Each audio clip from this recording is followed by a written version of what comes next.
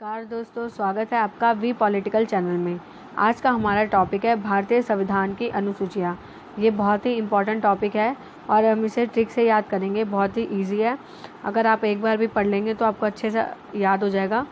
Important है, 10th 12th SSC PCS हर exam के लिए जो है इम्पॉर्टेंट चैप्टर है।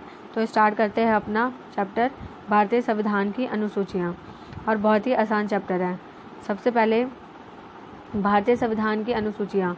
सबसे पहले मैं ये बताना चाहूँगी कि भारतीय संविधान 26 नवंबर 1949 को 1949 को बना और 26 जनवरी 1950 को लागू हुआ।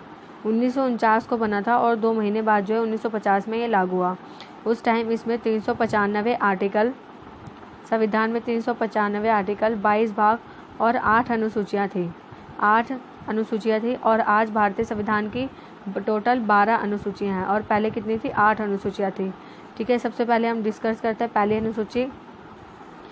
अनुसूची के बारे में। पहली अनुसूची किससे संबंधित है? इसमें 28 राज्य और 8 संघ शासित प्रदेशों का उल्लेख किया गया है।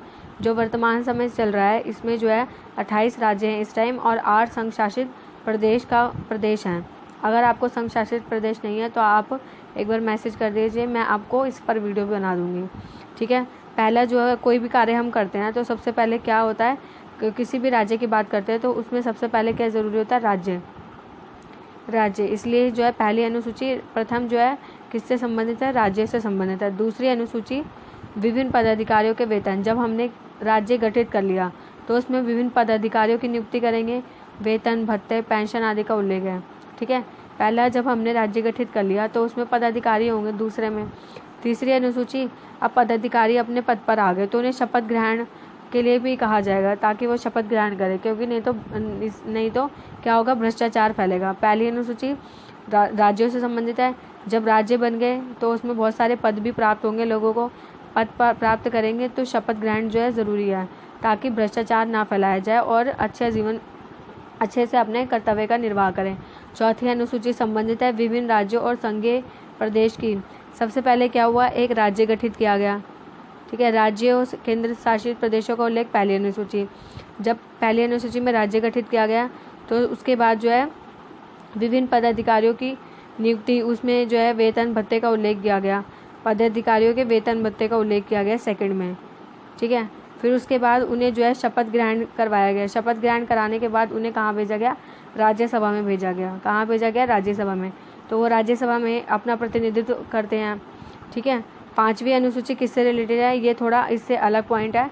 पांचवी अनुसूची अनुसूचित प्रदेशों और अनुसूचित जनजाति से रिलेटेड है। पांचवी किससे रिलेटेड है? अनुसूचित जाति और जनजाति से। अब पांचवी से स्टार्ट करते हैं। जब हमने पांचवी जो है अनुसूचित जाति जनजाति से रिलेटेड है तो इसमें ATMM असम, मेघालय, त्रिपुरा, मिजोरम। ATMM राज्य के जनजाति क्षेत्रों के प्रशासन के बारे में प्रावधान किया गया है। छठी अनुसूची में क्या किया गया? असम, मेघालय, त्रिपुरा, मिजोरम। पांचवी में अनुसूचित जाति जनजाति दोनों के लिए है।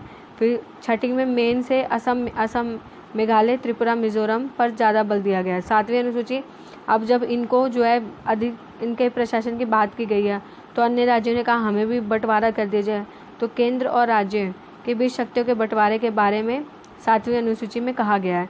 इसके अंतर्गत 3 सूचियाँ आती है, संघ सूची, राज्य सूची और समवर्ती सूची। ठीक है, पांचवी अनुसूची में क्या कहा गया? सबसे पहले कि अनुसूचित जाति और जनजाति के प्रशासन की बात की गई। छठी अनुसूची में मेन किस पर जोर दिया गया? असम, मेघालय, त्रिपुरा, मिजोरम, ATMM। सातवीं अनुसूची में क्या कहा गया? अन्य राज्यों ने कहा कि हमें भी जो है अलग से शक्तियों का बंटवारा कर दिया जाए, इसलिए केंद्र और राज्यों में शक्तियों का बंटवारा हो गया। अब जब शक्ति विभाजित हो गई तो उन्हें भाषाओं के भी बारे में बात की। तो आठवीं अनुसूची 22 भाषाओं का उल्लेख है और मूल रूप से 8वीं सूची में 14 भाषाएं थी। अब कितनी भाषाएं हैं? 22 भाषाएं हैं। और 7वीं अनुसूची में संघ सूची में 97 विषय है, राज्य सूची में 66 विषय हैं, समवर्ती सूची में 47 विषय हैं। ठीक है, यह है 7वीं अनुसूची। 9वीं अनुसूची जब हम बोलेंगे संपत्ति का अधिग्रहण कर लीजिए, कोई हमारी संपत्ति को ले तो हम क्या बोलेंगे? नहीं, हमारी संपत्ति को मत लो। तो 9 किससे रिलेटेड है? संपत्ति के अधिकार से। 9वीं अनुसूची संपत्ति के अधिकार से रिलेटेड है। 10वीं द से आ रहा है, तो 10वीं जो है दल बदल से रिलेटेड है। यह संविधान के 92वें संविधान संशोधन 1985 के द्वारा जोड़ा गया। ये बार बार आता है कि कौन सा संविधान संशोधन था जिससे दल बदल को समाप्त किया गया। तो किससे समाप्त किया गया? 52 संविधान संशोधन 1985 दल बदल से संबंधित है, जिसमें जो है दल बदल नहीं किया जा सकता। 10वीं अनुसूची दल बदल। 9वीं अनुसूची संपत्ति का अधिकार, जिसमें 9वीं हमारी संपत्ति मतलब 9। 11वीं अनुसूची बहुत ही आसान है। इसमें कहा गया 73वां संविधान संशोधन द्वारा जोड़ी गई है। इसमें पंचायती राज व्यवस्था का व संस्थानों के कार्य करने के लिए 29 विषय प्रदान किए। 11वीं अनुसूची किससे रिलेटेड है? पंचायती राज से। ठीक है, ये बाद में जोड़ा गया 73वां संविधान संशोधन। 12वां अनुसूची में क्या है? 74वां संविधान संशोधन। जैसे ये पंचायती राज के लिए गाँवों के लिए, वैसे ये शहरी क्षेत्रों के लिए है। ये 14वां संविधान संशोधन था। इसमें शहरी क्षेत्र की स्थानीय स्वशासन संस्थाओं को कार्य करने के लिए 18 विषय प्रदान किए गए हैं। ठीक है, इसमें जो है 18 विषय प्रदान करा गया। एक बार हम इसे दोबारा अच्छे से देख लेते हैं, उसके बाद आपको इसे कभी भी पढ़ने की ज़रूरत नहीं पड़ेगी। भारतीय संविधान के अनुच्छेद, जैसा कि हम जानते हैं कि भारतीय संविधान की मूल रूप से 8 अनुसूचियाँ थी, बट अभी जो है 12 अनुसूचियाँ हैं। सबसे पहले क्या है? राज्य और संघ। कोई भी राज्य बनता है, किसी भी चीज़ में बात होती है तो सबसे पहले हम राज्य की बात करते हैं। संविधान में सबसे पहले राज्य की बात करते हैं। जब राज्य बनेगा तो उसमें विभिन्न पद की नियुक्ति होगी, उनके वेतन भी मिलेंगे उन्हें। विभिन्न पद नियुक्त होंगे तो हम कोशिश करेंगे कि वो भ्रष्टाचार न फैलाए, इसलिए उन्हें शपथ दिलाएंगे। फिर उसके बाद शपथ दिलाएंगे तो वो राज्यसभा में जाएंगे। ठीक है, ये 4 अनुसूची होगी राज्य से। राज्य, फिर उसमें जो है पद होंगे, पद से शपथ दिलाएंगे, शपथ के बाद क्या होगा? राज्यसभा में जाएंगे। 5वीं अनुसूची अनुसूचित जनजातियों से रिलेटेड है। और जब अनुसूचित जाति जनजातियों की बात कर रहे हैं तो छठा कह रहा है मूल रूप से असम, मेघालय, त्रिपुरा, मिजोरम के प्रशासन की बात की गई है। अन्य राज्यों को भी गुस्सा आ गया, उन्होंने बोला हमारा भी बंटवारा कर दो, तो केंद्र राज्यों में शक्तियों का बंटवारा हो गया। फिर उन्होंने बोला कि हमारी भाषाएं भी अलग कर दो। इन राज्यों ने क्या कहा कि हमारी भाषाएं भी अलग कर दो, तो 22 भाषाओं का उल्लेख किया गया। ठीक है, 9वीं हमारे संपत्ति नाले दल संपत्ति के अधिकार का कानूनी अधिकार बनाया गया, संपत्ति के अधिकार को। फिर उसके बाद 10 दल बदल से रिलेटेड है। 10वीं और दल बदल से रिलेटेड है। फिर पंचायती राज से रिलेटेड है। 73वां संविधान संशोधन। नगर पालिका शहरी स्वशासन 74वां संविधान संशोधन है।